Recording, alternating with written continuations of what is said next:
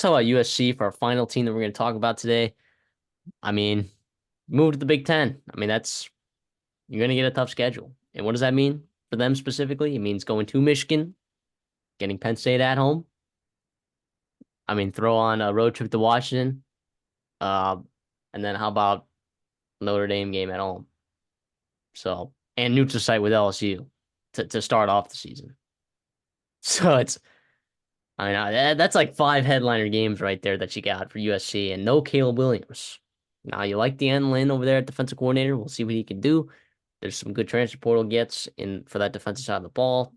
As a program, you and I are both high on Miller Moss. We think that offense is still explosive and they can get stuff done there. That backfield looks good. The wide receiving core looks good. We'll see though, man. We'll see. I mean, like, I imagine the USC's over under win totals at like around 6.5, 7, 7.5. It's 7.5. Okay. So that means that they pretty much, if they lose those five games that we mentioned, then that means that they got to beat Wisconsin. They got to beat UCLA. They got to beat Nebraska. They got to beat Rutgers. They got to beat Maryland. They got to win all those games. They got to win all those games.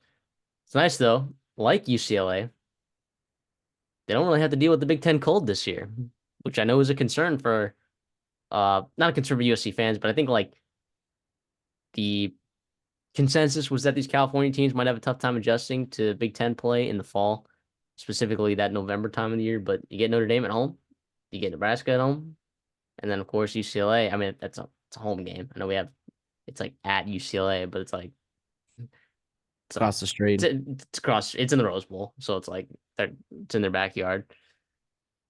So yeah, I mean, this is a tough schedule. This is a tough schedule, man. It's nice that you get the bye before Michigan, before you play in week 4, but it's almost like if you know that you're going to lose to them, right? It would have been nice to maybe have that bye in front of a Maryland or a Wisconsin, or just later in the season, so you can uh, kind of manage that rest there, because it's not like they need a bye after they play Utah State. But what are some things about the schedule that you find particularly, I don't know, alarming? Is that the right word? I just think it's interesting how you're going to learn a lot about, and I know we don't like to overreact in week 1, but you're going to learn a lot about USC, I think, playing LSU, right? Neutral site. Awesome game for you guys. Your defense, how much are you going to improve in? Obviously, yes, they lose their Heisman Trophy winner, but Garrett Nussmeier's a damn good quarterback. They are very, very high on him. Chris Hilton's very good.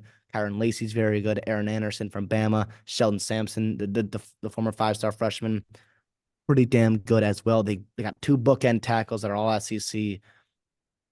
Right, offensively, they're gonna be pretty damn good. Can Miller Moss exploit that secondary and that defense? And I think he can. We're pretty high on him. I don't know if he'll win that game. Who knows? You might have to score 40 to do so. But I think you're gonna learn a lot about USC right then and there. And then you get right into Big Ten play a couple weeks later at Michigan. Welcome to Big Ten. National championship, defending national championships. Even Wisconsin, year 2 under Luke Fickell, they're getting better. Right at Minnesota, who knows what they can do if they're going to out physical you. If your defensive line doesn't show up for that game, you might have a real tough time. And if you can't exploit, maybe a little bit better athlete you have over them in that secondary, then you might have trouble against Minnesota. Obviously, Penn State not gonna be easy either. Even though you get that at home, they got to travel across the country to you. Penn State is going to be a surprise team, I think, in the Big Ten as well. At Maryland, across country, not easy. Come home. Rutgers has to come across country. It's like weird schedule dynamics. Like you mentioned, in November, it gets kind of easier. You're kind of staying on your half of the country in your time zone, which is nice for you. But you're still playing Washington. You're still playing Nebraska, who's getting better. Notre Dame, obviously. And so, yeah, there's a reason they're on this team. They're on the schedule because they've got a lot of tough games. And obviously, we talked about it over and over again. Like what makes a tough schedule is multiple tough odd conference games, right? LSU and Notre Dame. Boom, check, check, check. And then tough in-conference games where you have at Michigan, Wisconsin, Penn State, teams you're not going to be favored against.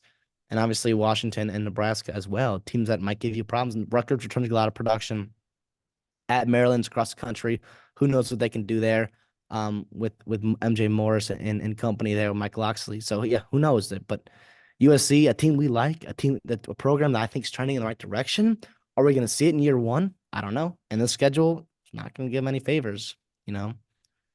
Absolutely. So they're win total 7.5. What are the games they got to win, right? They got to win Utah State. Um, They gotta beat Gotta beat Rutgers. Michigan. Or we gotta beat Minnesota. I'm sorry. You gotta beat Gotta beat Minnesota. Gotta beat Utah State. Gotta beat Minnesota. Gotta beat Rutgers. Gotta beat Maryland.